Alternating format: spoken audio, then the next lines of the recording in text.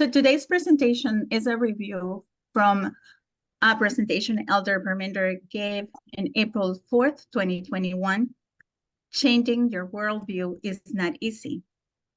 So let me ask you, in your opinion, why is it that it's so hard for us as a movement to change or adjust to changes? Think about it. I'll ask this to you a little bit later on, but keep that question on your mind. This is a 4-part series where Elder Perminder tried to frame all this information using parable methodology. The emphasis has been that parables are the foundation to understand this message. It has been a progression during years of teaching and studying. For those that are still not comfortable with parable methodology, the results are leading you to make mistakes of eternal repercussion. What is true is going to appear as a lie, and what is a lie will appear as truth. And it will be nearly impossible to accept the message of equality. We all have been studying for years now, some more years than others. We all claim that we worship God and that we desire to know the truth. So why then, and now I quote Elder Perminder, so many people fall off the narrow path into the wicked world below? This presentation is the 4th of the series from Guadalupe 2021, April 2021. It has been an interesting journey for me, and I have been blessed with the opportunity to review this 4-part series with my fellowship group. But for the purposes of today, me sharing with you, I tried to summarize the 4 presentations in one and to concentrate on the last part, the conclusion of this series. So it's going to take us to so many layers. It's going to be a whirlwind of topics, but I promise you, hold on, sit tight, and at the end, it's all going to come together, and we're going to be able to understand the different points Elder Perminder was trying to present. And what is very interesting is that it's going to be a very important link to the next presentation. So are we special or not special, or maybe not so special? There is a word that is used in some verses that we have studied in this series that makes us believe that maybe we're a little better than others. And that word is dominion. In Genesis 1:26, God said, let humans have dominion, power, control, to dominate.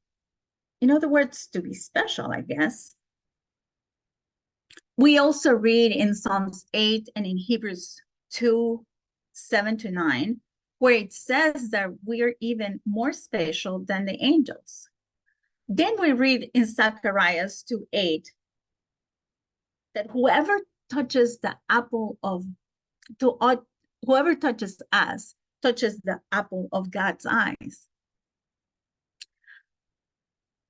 So we let it go to our heads. But let's be honest, it didn't start with us. Ever since the people of Israel left Egypt, they start calling themselves God's Kahal, the assembly of God. In other words, the apple of God's eyes. We, as a movement, as fellowships, or different groups, we did too thought we were special, that by now we would be the center of we'd be in center stage in the world. And let's be honest, how many of us thought that by now we would see either Elder Tess or Elder Perminder being interviewed by CNN or other media outlets? That we would be hosting Levi's and Nethinims in big camp meetings and hundreds of people would be being baptized? Then we started to learn that all humans are created equal, and our hearts sank. And we felt like ordinary humans. Not only that we needed to learn from those that they were not special, that we needed to do some things like they were doing. And then we reviewed how important the work of the United Nations in creating the Universal Declaration of Human Rights was. We noted that how important the fact that First Lady of the United States was the one who was spearheading this initiative. And for us as a movement, that the First Lady was the one initiating or pushing forward this initiative is significant. And also just to think that some years back, maybe very few of us would welcome anything that had to do with the United Nations. We then arrived to a critical discussion using parable methodology. It was presented to us that the French did the right thing by burning the Bibles. And we were shocked. And many did not appreciate this statement from Elder Parminder, who using parable methodology was taking us to see something from a different perspective. Some of the questions presented were, where is righteousness found? What did the French do in the revolution? And we defined that the France was the righteous nation doing the righteous work. Therefore, they had to put aside the Bible and upheld reason.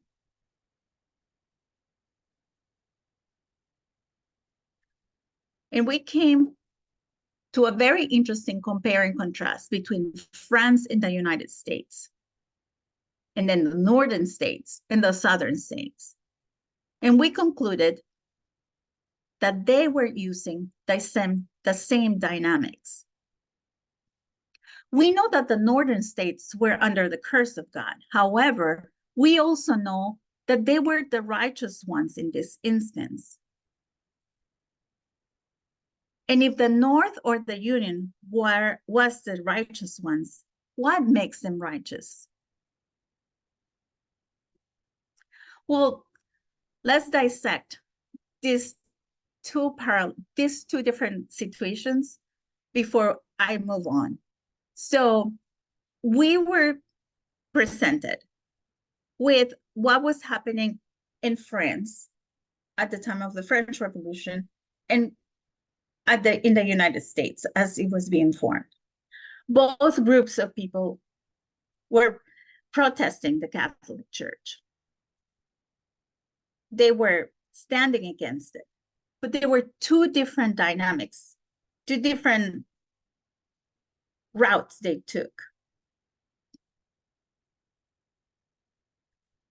The United States decided to hold on to all their Christianity, even the slavery sin.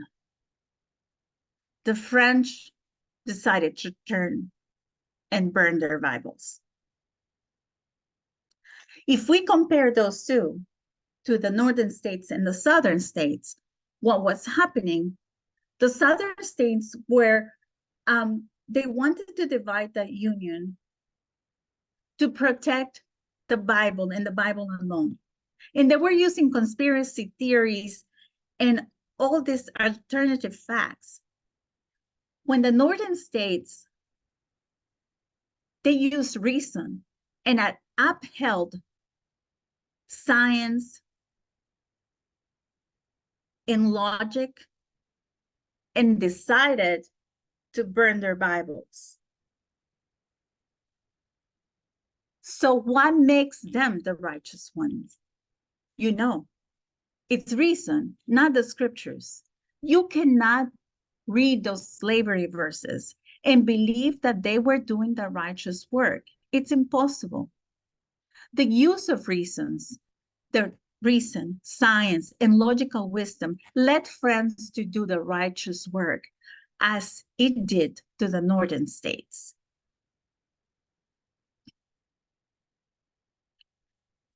Then the suggestion is made that our message today, the midnight cry, that we call equality, which has subsets of nationalism, gender, homophobia, organization, and radical feminism, this message teaches us that we need to be and become less ideological and more humanistic. And the shift begins. And I don't know if you can hear the attrition of the shifting.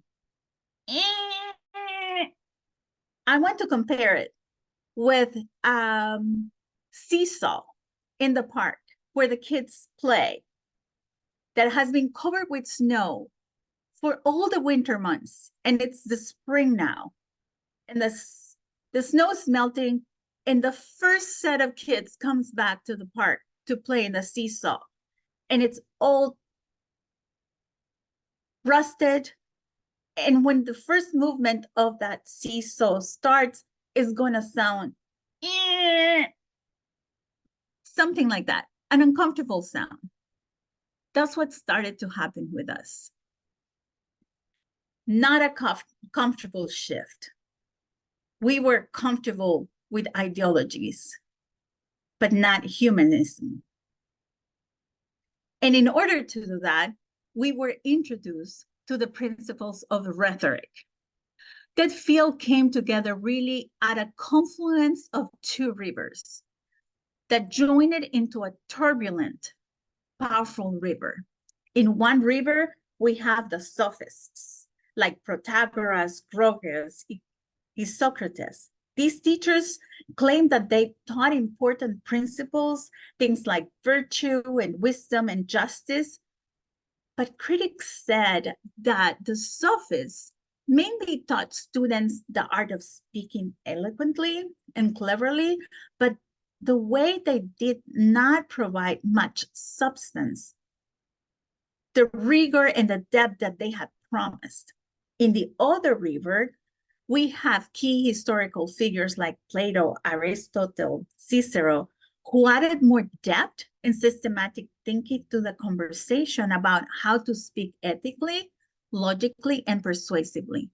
In short, these philosophers added more of the substance and rigor that the sophists had lacked. So these two rivers came together in turbulence.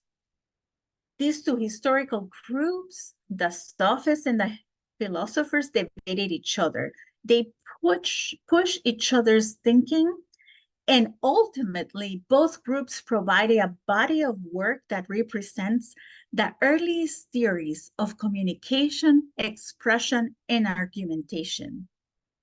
They didn't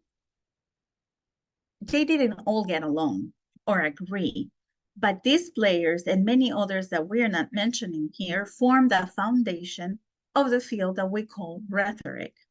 They did this at the time when the world's first democracies were taking shape, and they helped to put communication-based skills at the center of societies, governments, and communities.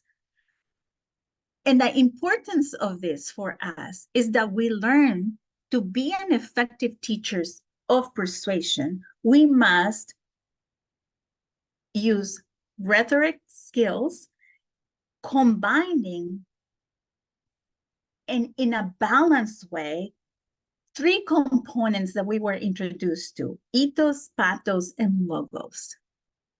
And to be able to do this combination in a synchronized way, in a balanced way, we must use rhetoric.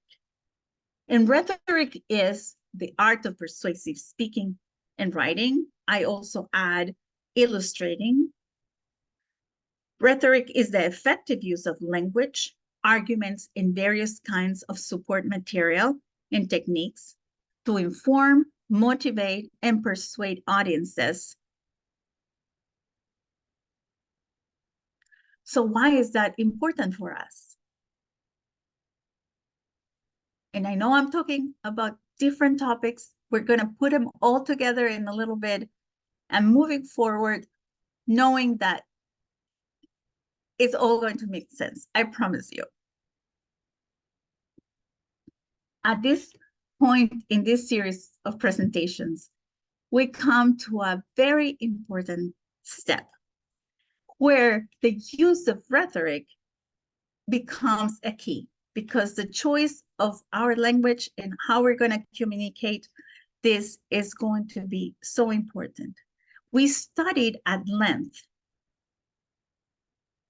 and reasoned that gender is not a choice. It's about biology. It's not a choice. Then we were introduced to Dr. Dean Hammer, who was an independent researcher at the National Institute of Health. And in 1993, he published a landmark paper. In my original presentation on this, I had more time, so I presented several of his interviews and presentations, and some other interviews given by the national media. Today, I'm going to just make us listen to this interview that was the one Elder Perminder shared in our presentation. And I'm going to, hopefully the volume is going to be good. I didn't have time to set up. Hold on just a second. There we go.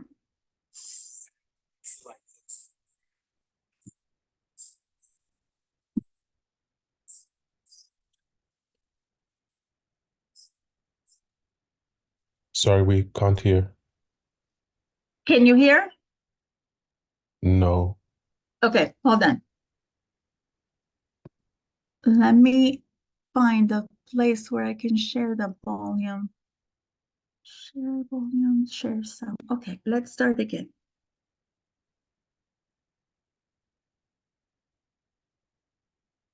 The family are misusing the idea of science to promote their own cultural and religious ideas.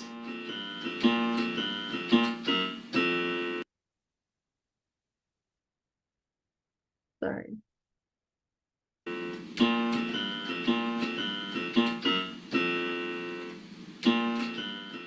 The science is really convincing that genes and other biological factors are very important. People on the right often say there is no gay gene. They'll even cite me when I said there is no single gay gene. And that is correct, just as it's true that there is no height gene, and there is no eye color gene, and there is no hair color gene. All of those traits are controlled by a large number of genes that interact with one another, that do interact with the environment. But that doesn't mean that those traits aren't largely genetic. So there are probably many different genes that affect sexual orientation. We don't know what they are yet. We don't know exactly how they work, but there's very convincing evidence that they do exist. The main thing that's holding back research on sexual orientation now is the lack of funding. And that's largely because the right so vehemently opposes this type of research. If we had the same amount of research on the gay gene as we do on a lot of other genes for behavioral traits, we'll have a breakthrough very quickly.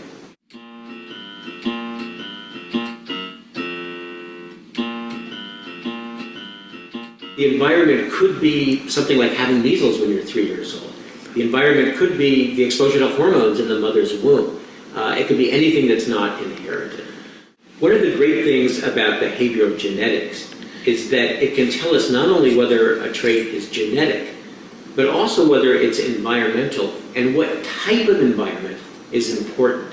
And geneticists distinguish between shared environment, which is things like the way parents treat children, or the schools that they go to, or whether or not they go to the Cub Scouts, and other more random environmental factors. And all of the evidence shows that there's nothing in a person's upbringing that causes them to be gay.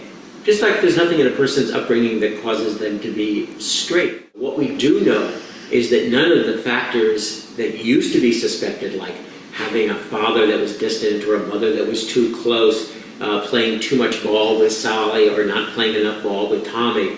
We know that none of those are important. None of them have held up to careful, controlled research.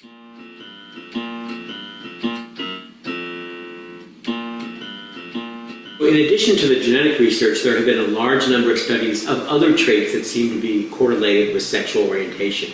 This includes certain acoustic clicks in the ear, the length of different digits, handedness, and so on and so forth. And all of these are probably markers of underlying sexual development events that are important for sexual orientation. So they may not necessarily cause a person to be gay or straight, but they're related through the same biological pathways. I think the critical point is that none of these are choice, none of them are even learned. These are biological markers for something very deep that goes on inside people.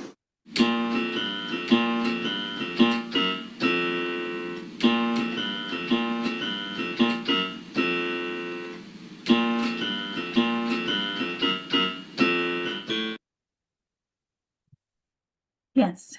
So hearing Dr. Dean Hammer was very important to me because that gave me evidence and desire to research more onto this topic. Was eye-opening and gave me that validation when I'm speaking with other people that I can point them to this paper, this publication, to give them the assurance that what I am saying is not just something that I made up or my group made up. It was very interesting also to learn that when he did the original research back in 1993, was under Republican administration. Actually, George W. was the president, and he was supportive of the study. Dr. Fauci also was the boss of Dr. Dean Hammer. So it's very interesting to also see how something in 1993 that was approved and funded by a Republican administration would not be happening in today's world. That's another interesting point in there. I could share with you later the other research and the other interviews I found. They're also very important to have in our bank of tools to have when we communicate with people of we're learning. In that occasion, when it was a whole presentation on this topic, I also introduced to my group the story of somebody that I know locally. It's a young man that his dad was a local pastor, and the church was not welcoming to him, and he and his family, actually, his dad was the pastor of the church, and they had to leave. They actually left town. He wrote a beautiful testimony, and I asked him permission to share with my group, and he approved. I just want to share with you a few things that his testimony said. And after he prayed and fasted for a long time, he arrived to the conclusion that this was his nature. And it says, I mean, think about it. Is it really fair for a God to assign tens of millions of people in each generation to solitude? What holiness do you gain from being assigned to a heterosexual orientation from birth and gaining the gift of marriage as a result? You didn't play any part in this decision. Neither did I.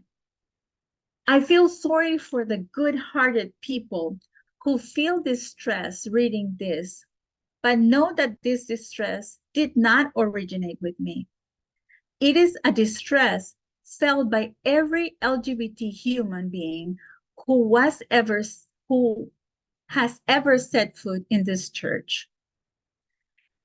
And he was speaking about the SDA church at large. And I applaud him for his bravery. And ever since then, he has been advocating for youth and LGBTQ within our church, even though he doesn't participate currently. He is trying to be brave and stand up for the fact that this is how he was made. And it's been a blessing for me to share with him and be in contact with him about this topic. So we came to the place where we're going to start the next part of the conclusion of the presentation. But the message of equality, to put it in perspective, so far, let's review. We understand that it's less ideological than we thought. It has to be less charged with just pathos. We need to have a balanced speech between pathos, ethos, and logos. We understand that we are not so special and that there were errors and problems in our ideologies, and that we need to learn that all humans are equal, all humans have rights, that our message needs to be simpler and logical, and that gender is not a choice, it's biology. So why it's so difficult to change? We resist change mostly out of fear of the unknown, fear of uncertainty in the outcome, but there's more. So why humans resist change so much? There's a common form of this is a common form of cognitive bias, a likely unconscious process that involves clinging to a belief system even when we are presented with more efficient solutions. Because we could say, so what? What difference does it make if you take an old approach and solve a problem as long as it works? The problem, researchers say, is that old ways don't always work best, because sticking with what we already know to be true, with what is familiar and embedded in our memories, can sometimes result in biased, distorted, or irrational decision-making. A new brain study sheds light on why it can be so hard to change someone's political beliefs. Why the reaction to inconvenient truths as if it's an insult. So I found this article and study, an interview of somebody that did a study. The interviewer is Brian Resnick from the Box Science and Health podcast. And he reviewed an article from Jonas Kaplan, a psychologist at the University of Southern California, and a team from that university. And the brain study shed light on why it's so hard to change. The question asked was, what happens in the brain in the moment we are confronted with an argument that runs counter to our partisan identities? Why humans react to inconvenient truths as if it was a personal insult. So in this study, they saw that the areas of the brain that light up when we are confronted with ideas that we hold dear to us are the same areas that light up when we feel attacked, like when we're going to be attacked by a bear. The same areas of protecting our body light up. So they did a more in-detail study, and they put about 40 people in a functional MRI scanner. So we understand that the limitations of this type of scanner is funding. So they cannot have like a broader population, but it was very interesting because the conclusion, when participants were challenged on their strong held beliefs, there was more activation in the parts of the brain that are thought to correspond to self-identity and negative emotions. Well, let's explore some of the questions. The results were mirrored in this questionnaire. Kaplan found participants were more likely to be influenced by the political charge arguments than the non-political ones. The topics and the degree to which participants changed their minds are shown in this chart. It's not a sweat to change your mind about accomplishments of Thomas Edison, for example. But on topics like abortion, same-sex marriage, immigration, people don't budge. So what does this mean? Kaplan admits that neuroscience don't know precisely what the default mode network does. It likely serves as an overlapping set of functions, which brings us to the problem with a lot of neuroscience studies. It's easy to see what areas of the brain light up during a task, but it's much harder to conclude what those areas of the brain are doing. But this study is a piece of evidence that this network is involved when it comes to thinking about close-held beliefs. The results are an intriguing step. The brain processes political charge information or information about strongly held beliefs directly and perhaps with more emotion than it processes mundane or other facts. It can help explain why attempts to correct misinformation can backfire completely, leaving people more convinced of their convictions. And we see that in current political landscape. The results also jibe with some of Kaplan's and Harry's past work on religious beliefs. When we compare, and I'm quoting from their study, evaluating religious statements to non-religious statements, we found that the same areas that lead up in the brain to the current study that we just mentioned. Because it makes sense.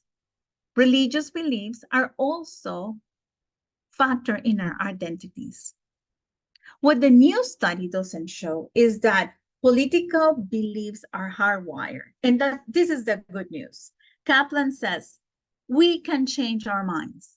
Reflecting on his work and his own experience, Kaplan says, a good way to make facts matter is to remind people that who we are and what we believe are two separate things. I know it's easier said than done, but we can change our minds. Those beliefs that we hold dear to our heart are not engraved in our pathways. Political beliefs, religious beliefs, conscience, and implicit bias are not hardwired. Those are choices we make. We can change them. On the other hand, gender is not a choice. It's biology. It's hardwired in the genes.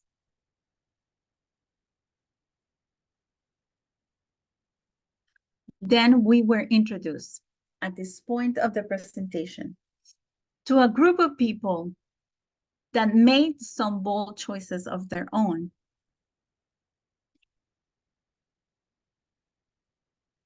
We find a story in Acts 17:11. Now these people were more noble and open-minded than those in Thessalonica. So they received the message of salvation through faith in Christ with great eagerness, examining the scriptures daily to see if these things were so. Yeah, we know them, the Bereans. They were open-minded and noble and willing to change. Well, yes. However, not for what is evident on the text. More importantly, they were willing to listen, to imitate Paul and the methodology he was teaching. They were not using conventional wisdom. They were using reason. They are not rejecting the message. They have accepted the principles that Paul has given, just like Lazarus and Mary, sitting at the feet of Jesus, getting every drop of information, example by example, parable by parable, not like Martha trying to go and figure things out on her own. But for us to accept the change, we need to study our message, study the methodology, listen to our teachers, and maybe stop trying to find things our own way. Stop trying to find out ways that makes us feel we are the ones in control, makes us feel the freedom. And at that point, we were introduced to the path and the two ditches. And I found this picture to illustrate it because I think that the path and the two ditches was a brilliant illustration. One of those ditches is the people who stop opening their Bibles. And that concern is that if you stop opening your Bibles, that means that you have fallen into the world. Prophetically speaking, and we are students of prophecy, if you've fallen into the world, you would now go into your Bible and you would begin to speak eloquently. Use each possible verse to prove how lost we are in this movement. And to quote Elder Parminder, he said, "You would desire to prove all things and hold fast to which is true, because you would argue that you need to follow thus says the Lord, which is where all the people who have left the movement end up. On the other side, the other ditch, we find throw away the Bibles, go on your own quest, use the idea of the Bereans in an erroneous way, using erroneous methodology and saying, I'm independent, I'm going to do my own thing. But you and I, that are still here, we find ourselves in this path, in the middle, where we need to find that balance of ethos, pathos, and logos. I'm just using a compare and contrast there. And stay in the narrow path, not falling into one ditch or the other ditch. But then some people were asking, what is to be in the world? So let's talk about it a little bit. What is your definition of being in the world? A literal definition, or as a student of prophecy? A literal definition might be somebody who's drinking coffee, going to the movies, smoking marijuana, wearing pants, you name it. But we are students of prophecy. Our definition of being in the world, we know, is right-wing conservative mentality, the conservative mentality that has been so hard for us to get rid of or transform from. Because maybe we don't read the way we should be reading. And that took us to this very important point. And remember, I'm reviewing Elder Parminder's presentation. So don't, what I'm going to say next, I say with trepidation, But the question is right now, is the Bible a book of principles or examples? I hope you're putting all this together and remembering back in 2021 when we heard this for the first time. Well, let's review. What's a principle? Principle is a general or basic truth on which our other truths or theories can be based. A rule of conduct, a rule or belief governing one's personal behavior, a general scientific theorem or law that has numerous special applications across the wide field, a fundamental source or basis of something, a belief that explains, controls, or guides something. A principle is a law that endures over time and circumstance, does not change. Remember that. Okay, so I looked into, I'm going to have some practical examples of the principle. And all I found it was about physics. So Newton's third law of motion, Archimedes' principle, the Pascal principle, those things don't change. We know they're there. They guide our studies and they guide our planet. But what is an example? An example serves as a pattern to imitate or not, represents a group or a type, a parallel or a close similar case that can be served as a precedent or a model, an instance serving to illustrate a rule or precept, an exercise in application of a rule, suggests a clear and detailed archetype or prototype, implies the best possible exemplification, either or in conception. Okay, so now we have principles and we have examples. We know these two things. We have defined them. So let me ask a question. Is the Bible a book of principles or examples? So for me to feel a little bit less fear to present this to others, I chose 2 verses from the 10 Commandments to explain it as best as I can. So please let me review with you the commandment in Exodus 20:17. Do not covet. Is it a principle? Is it an example? Is it both? Well, let's read it. If you're like me, I've been reading this since I was a little one. You shall not covet your neighbor's house. You shall not covet your neighbor's wife, or his male servant, or female servant, or his dogs, or his ox, or his donkey, or anything that belongs to your neighbor. And you hear, and you're like, yeah, that makes sense. I should not be envying or eyeing anything that doesn't belong to me. And we are familiar with this illustration, 4 and the 6. So I chose first one of the verses from the 6 because it's easier to understand because it refers to me, to my everyday life. And the more I thought about it, it's like, who is this neighbor? So I want to welcome you with me and go, let's meet the neighbor. Who this neighbor is. Well, this neighbor is a male, the head of a patriarchal household. He's misogynistic. I'm reading from the commandments. I'm sorry. Yes, he's misogynistic. He's a slave owner. And let me tell you, for pet lovers, that ox and the donkey here, they're not family pets.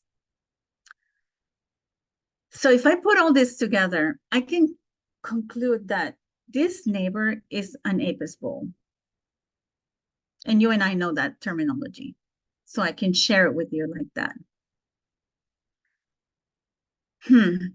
Okay, so let's look at another verse, still sticking to the commandments, because I feel more comfortable explaining this from the commandments, because we all know these verses. You're like me, also in my home growing up, my parents' home, my father, every Friday night when we gather for worship, we repeat this verse word by word. And for years, I didn't see these things. So I'm surprised. I don't know if you were surprised when you start seeing it from this perspective. So is this commandment, remember the Sabbath day to keep it holy, a principle, an example, or both? So now we're seeing one of the commandments from the first group. It's a little more profound. Plus, it's the Sabbath, is the commandment that we hold dearest to our heart. Remember the Sabbath day to keep it holy. 6 days you shall labor and do all your work, but the 7th-day Sabbath is the Lord your God. In it you shall not do any work, nor your son, nor your daughter, nor your male servant, your female servant, nor your cattle, nor your stranger who is within your gates. Well, let's see who is the head of this household. How is this household organized? Also, maybe it's the same, maybe it's the neighbor, it's the same family. A male, head of a patriarchal household, misogynistic, slave owner, Apis bull.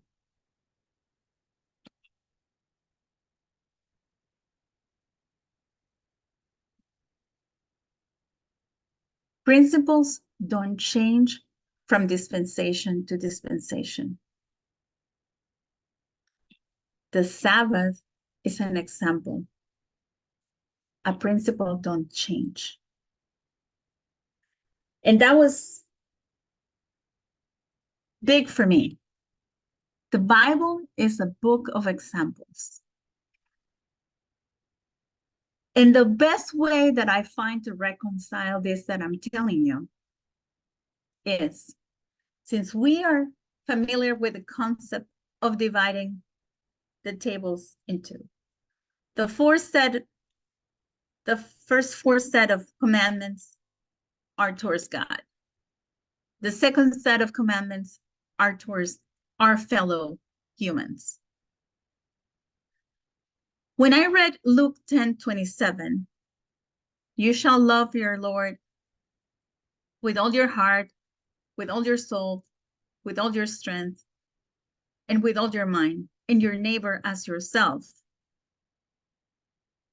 I wanted to put these two subsets in a balance and say there's a commonality here. To make this inequality, to make the explanation, the Bible is a book of examples. The larger principle of the commandments is love. Love for God and love for neighbor. How to love them, both God and neighbor, are in the examples given to us in the 4 and the 6. We're going to find out how to love God in there, how to love neighbor in there. And that's how I was able to grasp it.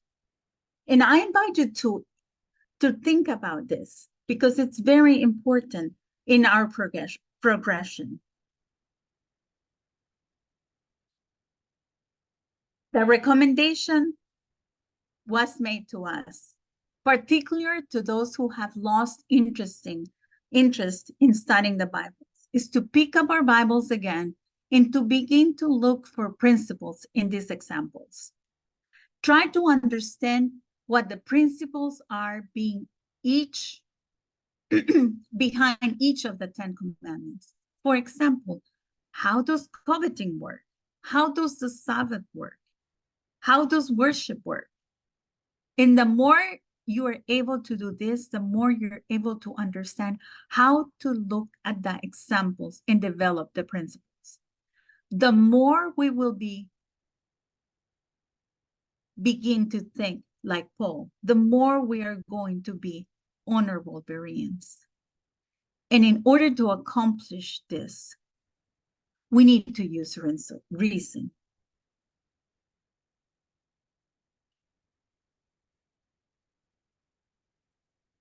To be an honorable Berean, we need to understand how to look at an example and develop a principle.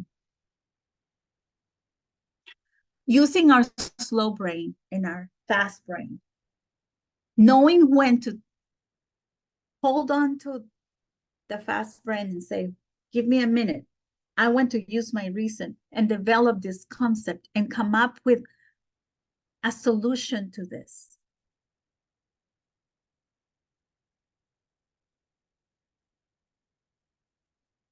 As we conclude this summary of the Guadalupe presentations of 2021, we have been giving tools and methodologies to stay on the path, walking in equality. We're not special. We are mere Christians. And in the words of C.S. Lewis, who said, humility is not thinking less of yourself, but thinking of yourself less. And that's what he described as being a mere Christian. Putting your foundation with less ideology and more humanism in an equal level of ethos, pathos, and logos. That's how we're going to walk in equality.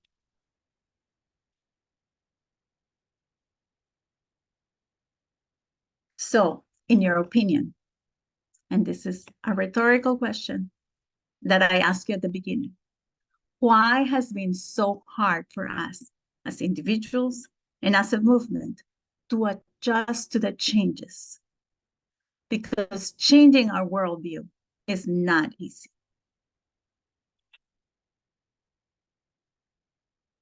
I welcome your comments, your questions, your corrections. I didn't see that if there's any messages in the, but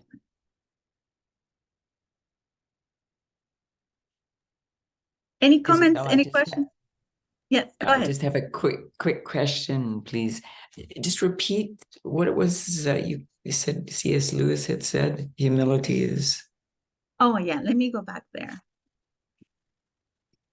I put this quote there because Elder Perminder mentioned him, mentioned C.S. Lewis as quoting, we are mere Christians. That's he has a study based on that, mere Christianity. And the saying is, humility is not thinking less of yourself, but thinking of yourself less. Got it. Thank you. Yes.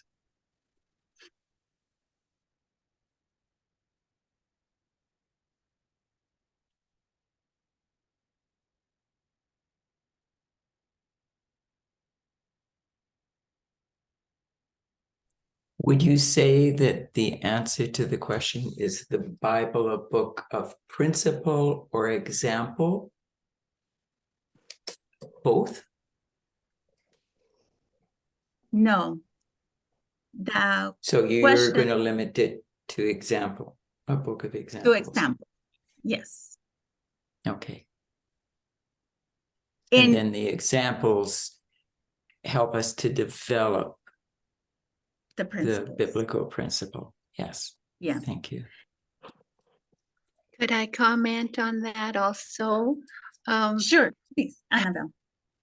Hi, Isabel. This was a wonderful review. I just want to go back to what you said. you said principles don't change from dispensation to dispensation. And then you said the Bible is a book of examples. But you were talking about the fourth commandment. And the fourth commandment doesn't change from dispensation to dispensation. So does that make it a principle? It's an example of how our love to God and faithfulness to Him, but also a principle? And I know, and if anybody wants to jump in and help me in this, I appreciate it. But what I see is that when we read the commandment, we see the flaws on the wording of the commandment. Correct? Because we see that it was written for an audience, and this is how that's why it's so important for us to be good communicators and understand communication-based skills, because the target audience for the 10 Commandments was not you and I. It was for males that were head of households dominating in a patriarchal society. Yes. So the wording there was the Sabbath is an example of how to worship God and how to keep that what He did in creation. But creation, a Sabbath was created for humans, not humans for the Sabbath. So I know it's a tricky thing, and that's why I kept it in those 2 commandments, because there's so many other verses that we can go and study what is an example or a principle, but I don't feel comfortable. So I stayed with these 2 concepts, but I know it's very confusing. Mhm. So What doesn't, sorry, go go ahead. ahead, Annabelle. No, I was just going to add another thought there. So you go ahead with your thought.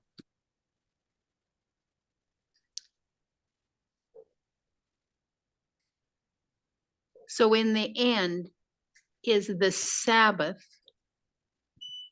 a principle or an example for us? Like, For what I understand, the commandment of the Sabbath is an example, and there is a principle in there.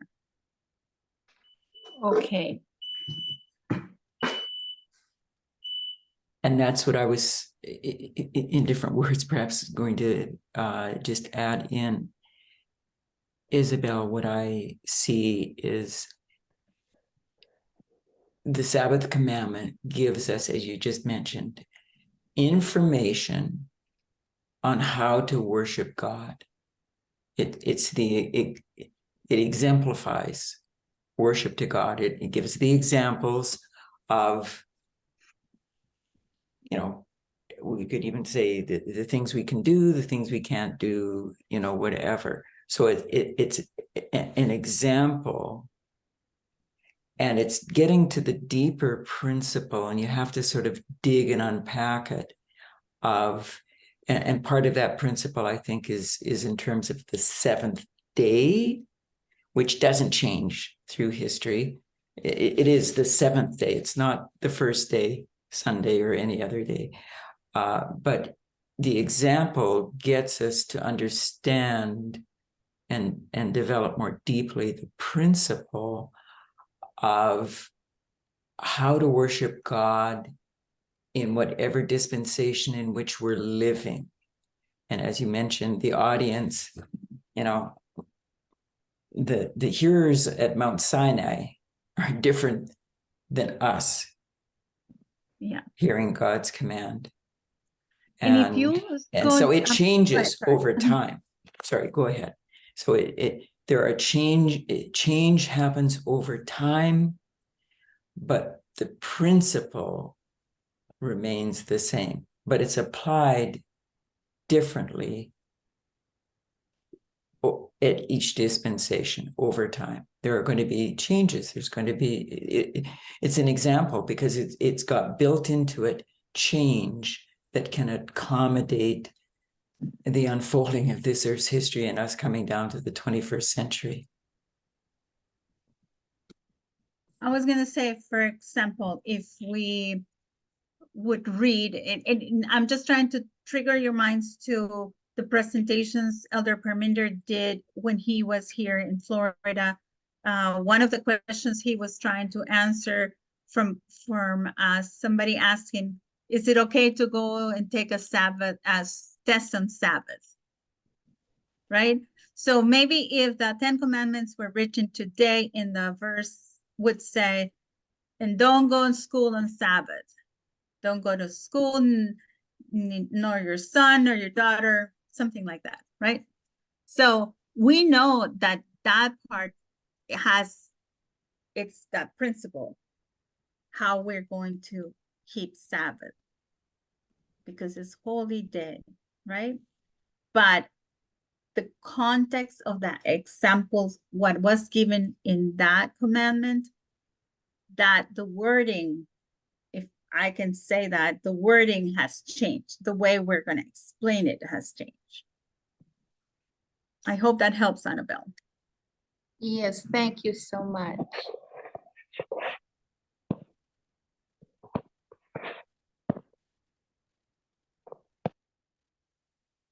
Anybody else? Any comments? Are you ready to take a break?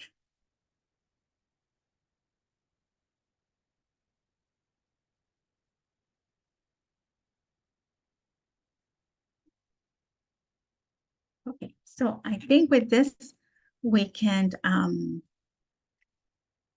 Elder Dava, do you want me to have a prayer to close for a break, or? Yes, please. Let's bow our heads. Oh God, we ask of you wisdom today, that we be able to seek you with all our hearts and have the determination like the Bereans to be faithful and to walk in this path of equality with a balanced mindset and determination. We praise you for your goodness. In the name of Jesus, amen.